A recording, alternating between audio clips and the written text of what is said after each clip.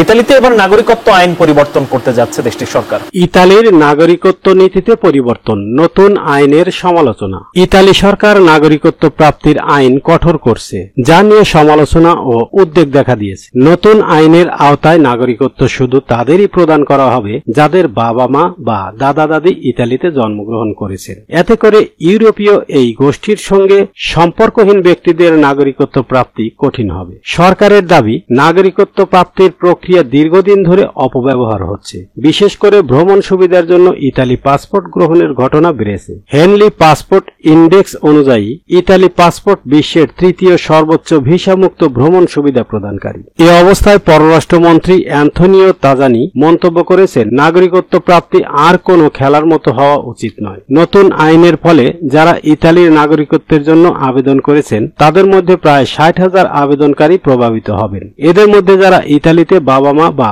দাদা দাদি জন্মগ্রহণকারী তারা নাগরিকত্ব পাবেন।